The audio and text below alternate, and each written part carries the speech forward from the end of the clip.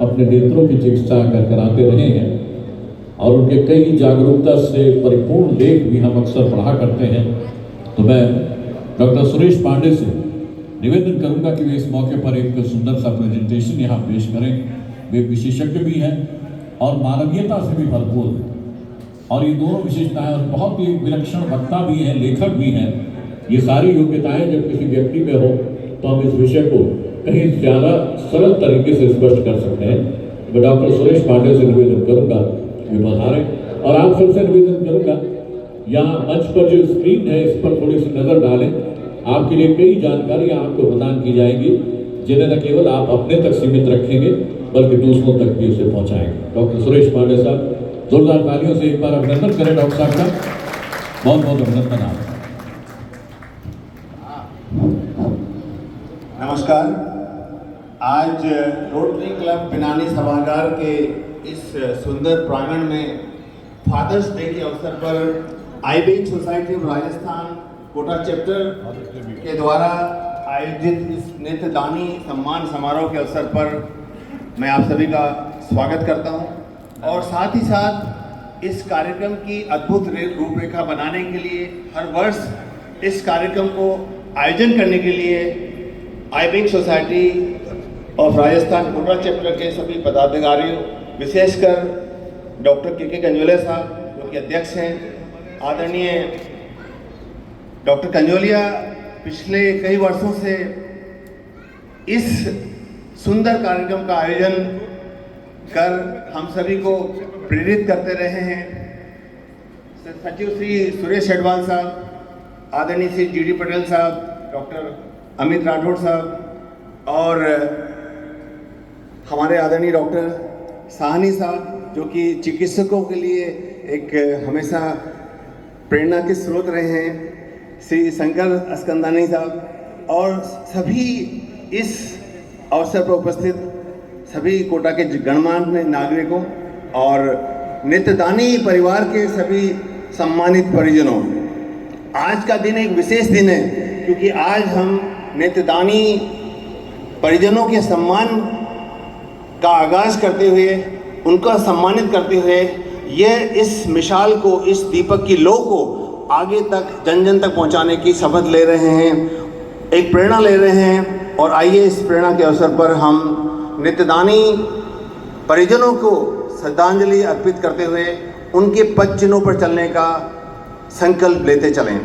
मुझे सौभाग्य है कि eye bank society of Rajasthan Kota chapter से मैं पिछले लगभग 2 दशकों से जुड़ा हुआ हूँ, लगभग 15 साल से अधिक समय हो गया है। और इस समय मेरे माता पिता ने भी नेत्रदानी बनकर इस सोसाइटी के कार्यों को समर्थन देते हुए इस परंपरा को, ऋषि दादेज की परंपरा को, नेत्रदान की परंपरा को, अंगदान की परंपरा को आगे बढ़ाया है। नेत्रदान महादान कहा जाता है और नेत्रदान एक ऐसा दान है जो कि हमेशा करने से ही होता है। नेत्र कहीं बाजार में नहीं मिलते हैं। आइए हम इस प्रेजेंटेशन के माध्यम से जानते हैं किस प्रकार से नेत्रदान किया जाता है। आप देख रहे हैं ये भारत एक विश्व का नक्शा है और इसमें भारत का जो नक्शा दिखाया गया है ये बैंगनी रंग से दिखाया गया है। और आप देख रहे हैं कि पूरे विश्व भर में लगभग 4 करोड़ 30 लाख व्यक्ति अंधता से पीड़ित हैं। और यदि हम भारत की बात करें तो भारत में 1 करोड़ और 80 लाख व्यक्ति पीड़ित हैं। यदि नंबर्स की बात करें तो प्रत्येक चौथा ब्लाइंड व्यक्ति भारतीय है। ये भारतीय समाज के लिए, भारत देश के लिए सबसे बड़ा कलंक है। एक ऐसा देश जो कि वर्ल्ड की 4थे नंबर की इकोनॉमिक पावर है, एक ऐसा देश जिसने चंद्रयान के माध्यम से साउथ पोल में लैंडिंग करा के पूरे विश्व भर में अपनी कीर्ति पताका हासिल की है, एक ऐसा देश जिसने ऑपरेशन सिंदूर के समय आतंकवादियों के ठिकानों को नेस्ताना नाबूद कर दिया, वो भी प्रिसीजन के साथ। और हमारा देश जो कि शुरू से ही एक ऋषि परंपरा का उद्घोषक हुआ है। यह कलंक भारत माँ के माथे पर कलंक है और इस कलंक को मिटाने के लिए हमें सामूहिक प्रयास करना होगा। आइए इस कलंक को मिटाने के लिए हम अपना अपना प्रयास करें और भागीरथी संकल्प लेकर इस कलंक को धो डालें। अंगदान की परंपरा ऋषि परंपरा है और शास्त्रों में हमने पढ़ा है कि किस प्रकार से भगवान गणेश का जो सिर था वो एक हेड ट्रांसप्लांटेशन का ऑर्गन ट्रांसप्लांटेशन का बहुत ही अच्छा नमूना था। मैं स्वागत करता हूँ आदरणीय डॉक्टर संगीता सक्सेना मैम का, जो कि प्रिंसिपल मेडिकल कॉलेज कोटा आप पधार चुके हैं। मैम आपका स्वागत है। Welcome ma'am, welcome.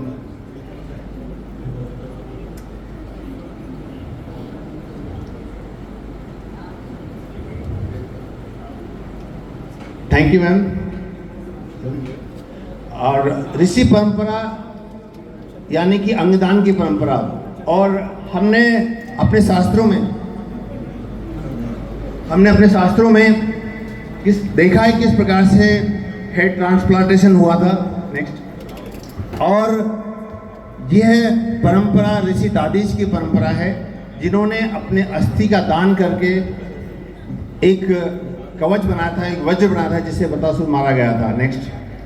और यदि धृतराष्ट्र की आंखों की रोशनी लौट आती तो शायद महाभारत को टाला जा सकता था। तो ये एक ऐसी परंपरा है जिसका ध्यान जिसके बारे में चर्चा शास्त्रों में की गई है। नेक्स्ट। नेत्रदान को भारत के सभी लोगों ने, विश्व के सभी लोगों ने, जिसमें फिल्म स्टार, स्पोर्ट्स पर्सनालिटी और अन्य सोशल इन्फ्लुएंसर सभी लोगों ने सपोर्ट किया है। इस परंपरा को सभी ने एंडोर्स किया है। ये एक ऐसी परंपरा है जिसका समर्थन सभी प्रमुख हस्तियों ने किया है। नेक्स्ट।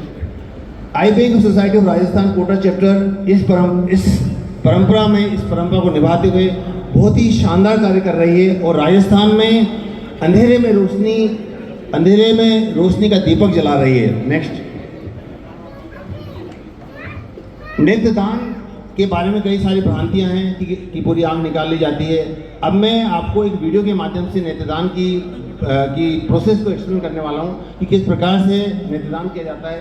ये आंख का कॉर्निया है, और जो कि कॉर्निया एक ट्रांसपेरेंट स्ट्रक्चर होता है। जिस प्रकार से ये आंख देख रहे हैं, तो कॉर्निया एक ट्रांसपेरेंट स्ट्रक्चर होता है, एक पारदर्शी पुतली होती है, और इस पारदर्शी पुतली को नेत्रदान में निकाला जाता है। जिस प्रकार से घड़ी का एक कांच होता है, जैसे हमारी आंख होती है, आंख के अंदर कॉर्निया, आंख का लेंस और आंख के अंदर एक विट्रियस ह्यूमर होता है, जिसको हम विट्रियस ह्यूमर कहते हैं, और ये आंख की नस है, जिसको हम दृष्टि तंत्रिका कहते हैं। तो ये हमारी आंख बहुत ही एक इम्पोर्टेंट ऑर्गन है, और इसका सबसे महत्वपूर्ण पार्ट है आंख का कॉर्निया, जो कि 44 डायप्टर पावर के लिए कॉन्ट्रीब्यूट करता है। पूरी आंख की पावर लगभग 60 डायप्टर होती है, जिसमें से 44 डायप्टर कॉर्निया कंट्रीब्यूट करता है और 14 डायप्टर लेंस कंट्रीब्यूट करता है। इसलिए कॉर्निया यानी कि पारदर्शी पुतली में कुछ भी खराबी होती है तो तुरंत दिखाई देना कम हो जाता है। नेक्स्ट। अब आइए हम जानते हैं कि किस प्रकार से नेत्रदान जब किया जाता है तो उसका उपयोग किस क्षेत्रों में होता है। आप ये देख रहे हैं, एक बच्चा है जिसकी दोनों आंखों की रोशनी जा चुकी है, उसकी दोनों आंखों की पुतली खराब हो चुकी है, जन्मजात उसको कॉर्नियल ब्लाइंडनेस है, अंधता है। एक दूसरा फोटोग्राफ देख रहे हैं जिसमें आप पूरी तरह से आंख का कॉर्नियल अल्सर हो चुका है।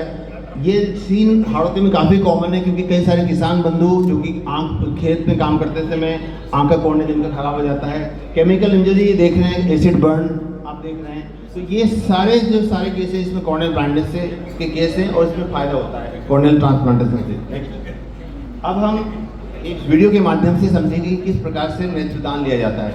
जब आई बैंक सोसाइटी और राजस्थान कोटा चैप्टर के टेक्नीशियन टिंकू जी को जब कॉल आता है तो वो मृतक के घर पहुंचते हैं। मृतक के घर पहुंचने के बाद 6 आवर्स के अंदर नेत्रदान किया जाना चाहिए। आप देख रहे हैं कि ये नेत्रदान की प्रक्रिया बहुत ही सिंपल प्रक्रिया है। इसमें मुश्किल से 10 मिनट टाइम लगता है। एसेप्टिक प्रिकॉशन ली जाती है, और एसेप्टिक प्रिकॉशन लेके पूरी की पूरी आंख नहीं निकाली जाती है। ये सबसे बड़ी भ्रांति है। केवल आंख का कॉर्निया निकाला जाता है, जिस प्रकार से आप वीडियो में देख रहे हैं। एक पारदर्शी जो डिस्क होती है, जो कॉर्निया बोलते हैं जिसको, उसको निकाला जा रहा है। ये डिस्क है जो कि निकाल ली गई है। अब एमके मीडिया, जिसको गुलाबी मीडिया कहते हैं, उसके अंदर ये निकाला हुआ कॉर्नियल स्क्लेरल रिम है, कॉर्निया है, वो डाल दी जाती है। अब इसके बाद इस कॉर्निया को आई बैंक सोसाइटी के आई बैंक में भेजा जाता है, जहाँ पर स्पेकुलर माइक्रोस्कोपी के माध्यम से इसको पूरा इवैल्यूएट किया जाता है, इसकी ग्रेडिंग की जाती है कि कॉर्निया किस क्वालिटी का कॉर्निया है। यदि कॉर्निया की ग्रेडिंग अच्छी है तो उसका उपयोग यंग बच्चों में कॉर्नियल ट्रांसप्लांटेशन के लिए किया जाता है, और यदि कॉर्निया की ग्रेडिंग थोड़ी कमज़ोर है तो उसका उपयोग थेरापेटिक क्रेडोप्लास्टी यानी कि आँख को बचाने के लिए किया जाता है। और जो कमज़ोर ग्रेडिंग वाले कॉर्निया का उपयोग रिसर्च में और मेडिकल स्टूडेंट्स और डॉक्टर्स की ट्रेनिंग में किया जाता है। इसलिए ये एक बेशकीमती दान है, ये ऐसा दान है जो कि केवल दान से ही संभव हो सकता है। अब हम कॉर्निया को निकालने के बाद नेक्स्ट जब इस कॉर्निया को निकाला जाता है तो उसका प्रत्यारोपण किस प्रकार किया जाता है, ये आप समझे। 3 साल की बच्ची है जिसके माध्यम से इस बच्ची का कॉर्निया खराब हो चुका था क्योंकि इसकी आँख आ चुकी थी, और 3 साल की बच्ची का कॉर्निया पूरी तरह से सफ़ेद हो चुका था। जैसा कि आप वीडियो में देख रहे हैं, इस बच्ची की आँख की रोशनी पूरी तरह से जा चुकी थी क्योंकि कॉर्निया पूरी तरह से ओपेक हो चुका था, सफ़ेद हो चुका था। इस ऐसे मामलों में केवल और केवल कॉर्नियल ट्रांसप्लांटेशन एक मात्र उपाय है, और कॉर्नियल ट्रांसप्लांटेशन इस बच्ची का किया गया, और इस कॉर्नियल ट्रांसप्लांटेशन के लिए एक ऐसा कॉर्निया उपयोग किया गया जिसकी ग्रेडिंग, जिसका सेल काउंट अच्छा था। आप ये देख रहे हैं जब कॉर्नियल ट्रांसप्लांटेशन किया जाता है तो सबसे पहले जो ओपेक कॉर्निया होता है, जो पारभासी कॉर्निया होता है, जिस कॉर्निया की पारदर्शिता खत्म समाप्त हो चुकी होती है, उसको काट के निकाला जाता है। और उसको निकालने के पश्चात फिर जो एक कॉर्निया है जो कि आई बैंक सोसाइटी के द्वारा भेजा गया कॉर्निया है, जो कि नेत्रदानी के द्वारा दिया गया कॉर्निया है, उस कॉर्निया को काट के और उससे रिप्लेस कर दिया जाता है। तो ये एक बहुत ही बड़ा दान है। भारत की अंधता के कलंक को धोने के लिए यह बहुत ही बड़ा कदम है, और आज नेत्रदानी परिजनों के सम्मान के अवसर पर मैं उन सभी पुण्यात्माओं को नमन करते हुए, उनको प्रणाम करते हुए आप सभी से गुजारिश करता हूं कि आप इस मुहिम में अपना सहयोग प्रदान करें। Eye bank society of Rajasthan Kota chapter के द्वारा किए गए प्रयासों को संबल दें और इस मुहिम को जन जन तक पहुंचाते चलें। आप ये देख रहे हैं वीडियो में किस प्रकार से 3 वर्षीय बालिका की पारभासी कॉर्निया को निकाला जा रहा है। एक ऐसा कॉर्निया जो कि अपनी पारदर्शिता खो चुका है, उसको निकालकर इसको एक पारदर्शी कॉर्निया के द्वारा रिप्लेस किया जा रहा है। इस ऑपरेशन में लगभग 45 मिनट से 1 घंटे का समय लगता है। चूँकि बच्ची का ऑपरेशन इसलिए इसको जनरल एनेस्थीसिया में किया जाता है, अन्यथा कॉर्नियल ट्रांसप्लांटेशन जो है वो लोकल एनेस्थीसिया में हो जाता है। 6 घंटे के अंदर मृत्यु के बाद कॉर्निया दान कर सकते हैं। सभी व्यक्ति 2 वर्ष से लेकर और 80 वर्ष तक के व्यक्ति कॉर्निया दान कर सकते हैं। एज इज नो बार, अगर आपकी एज ज़्यादा भी हो तो भी आप दान कर सकते हैं, क्योंकि वो कॉर्निया रिसर्च में काम आ जाता है। और ऐसे व्यक्ति जिनको जो चश्मे का नंबर लगाते हैं या जिनका ऑपरेशन हो चुका है वो भी दान कर सकते हैं। ऐसे व्यक्ति जिनकी मृत्यु ड्राउनिंग से हुई, डूबने से हुई, या जिनको वायरल बीमारियां हैं, जिनको सिफिलिस है, कुछ और बीमारियां हैं, उनका कॉर्निया उपयोग में नहीं लिया जाता है, या जिनकी डेथ डूबने से हुई है। और अन्यथा अन्य सभी व्यक्ति अपना दान कर सकते हैं। और कॉर्निया एक ऐसा दान है, नेत्रदान ऐसा दान है जिससे हम ऋषि दादीज की परंपरा को आगे बढ़ा सकते हैं, और इस परंपरा के माध्यम से भारत माँ के मस्तक पर जो अंधता का कलंक है उसको हम मिटा सकते हैं, उसको हम धो सकते हैं। नेक्स्ट आप देख रहे हैं किस प्रकार से ये कॉर्नियल ट्रांसप्लांट हुआ। नेत्र जगत में, नेत्र चिकित्सा जगत में हुई क्रांति आई डोनेशन से एक कॉर्निया से अब 4 लोगों की आंखों की रोशनी मिल सकती है, 4 लोगों की दुनिया रोशन हो सकती है। नेक्स्ट, और इसलिए आइए इस मुहिम में हम मृत्यु के बाद भी अपनी आंखों से देखते रहें, नेत्रदान के माध्यम से इस दुनिया को में रोशनी बांटते चलें। नेक्स्ट नेत्रदान के लिए Kota eye bank society of Rajasthan Kota chapter next बहुत ही सराहनीय कार्य कर रहा है, और आप नेत्रदान करना चाहें तो इन नंबर्स पर संपर्क कर सकते हैं। और आज मैं एक छोटी सी कविता के माध्यम से, जो कि नेत्रदानी परिजन सम्मान समारोह के अवसर पर उन नेत्रदानियों के प्रति श्रद्धांजलि अर्पित करते हुए अपनी बात को समाप्त करना चाहता हूँ। भारत देश एक ऐसा देश रहा है जिसने अपनी सनातन संस्कृति के माध्यम से, जिसने अपनी ऋषि परंपरा के माध्यम से समूचे विश्व को एक नई दिशा दी है। कभी एक समय हम जगत गुरु हुआ करते थे, फिर विश्व भर में विश्व के लोग यहाँ सीखने के लिए आते थे। आज आइए हम नेत्रदानी परिजन सम्मान समारोह के अवसर पर उन सभी दिवंगत आत्माओं को श्रद्धांजलि देते हुए हम प्रार्थना करते चलें कि नेत्रदान की ये मुहिम को, इस विश्व परंपरा को हम आगे बढ़ाते चलेंगे।